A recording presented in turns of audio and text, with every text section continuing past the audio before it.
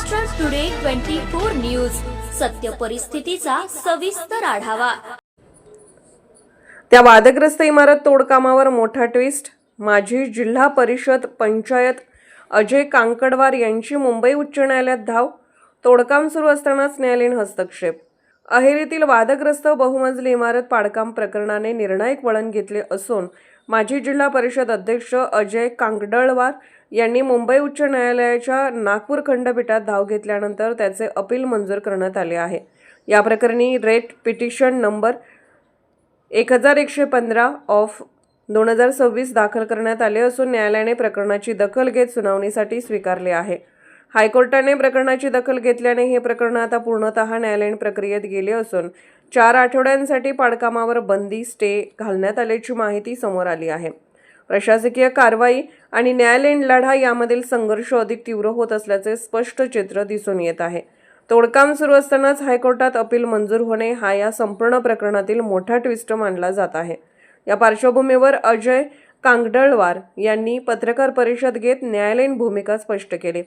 त्यांनी सांगितले की हे प्रकरण मंत्रिमंडळात नगरविकास विभागाकडे प्रलंबित असताना नगरपंचायत प्रशासनाने पाडकाम करून मोठे नुकसान केले। कोणतीही पूर्वसूचना देण्यात आली नाही। पाडकाम करताना क्षेत्रीय महसूल अधिकाऱ्यांची संमतीही घेतली गेली नाही। याबाबत उपविभागीय अधिकाऱ्यांकडे लेखी तक्रार केली आहे।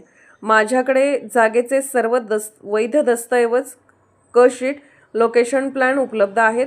पूर्वी स्थानिक न्यायालयात दिलासा मिळाला नाही, मात्र आता उच्च न्यायालयाकडून न्याय मिळेल अशी अपेक्षा आहे, असेही त्यांनी स्पष्ट केले। नगरपंचायत मुख्याधिकारी गणेश शहाणे आणि त्यांचे सहकारी वैभव पांढरे या अधिकाऱ्यांनी राजकीय दबावाखाली येऊन किंवा मला राजकीयदृष्ट्या संपवण्यासाठी हे षडयंत्र रचले आहे। माझी सर्व कागदपत्रे वैध असतानाही मला कोणताही नोटीस न देता पोलीस बंदोबस्तात माझे घर पाडण्यात आले। ही सरळ प्रशासकीय दबंगगिरी आहे, असा आरोप अजय कांकडवार यांनी जिल्हाधिकारी आणि वरिष्ठ शासनाकडे धाव घेतली आहे। या प्रकरणाची सखोल चौकशी व्हावी अशी मागणी त्यांनी केली आहे। जर मला न्याय मिळाला नाही तर येत्या काळात न्यायालय, उपोषण आणि जन आंदोलनाचा मार्ग पत्करू असा इशाराही त्यांनी दिलाय।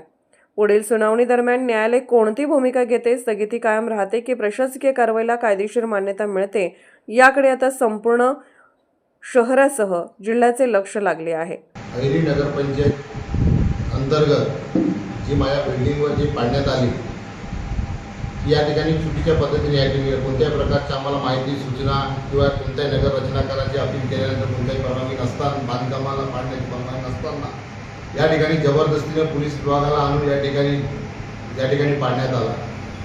या ठिकाणी कोणत्याही प्रकारच्या लगतधारकांना कोणती सूचना नाही, आम्हाला सूचना नाही, डायरेक्ट पाडणं ही योग्य नाही। कारण की या ठिकाणी कोर्टात केस चालू असताना या ठिकाणी या पद्धतीने जे अहेरीमध्ये चालू आहे, CO गणेश शहाणे आणि त्यांचे सहकारी वैभव पांढरे हे अहेरीमध्ये जास्त दबंगगिरी चालवत आहेत।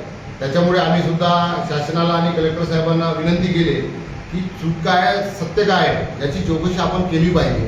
कारण जर असं दबंगगिरी नियमबाह्य कामं करत असताना त्यांना सहकार्य करा आणि आम्ही आमचे कामं नियमात असून आमच्यावर अन्याय होत आहे, आम्ही वारंवार पत्रावर करून सुद्धा जर वरिष्ठ दखल घेत नसेल तर भविष्यात आम्ही याच्यापेक्षा दुसरा पर्याय आम्ही निवडू आणि न्याय हक्कासाठी आम्ही कोर्ट आहे, उपोषण आहे, आंदोलन करून न्याय मागण्यासाठी आम्ही प्रयत्न करू। महाराष्ट्र टुडे मराठीसाठी ब्युरो रिपोर्ट आनंद आशा, अहेरी, गडचिरोली।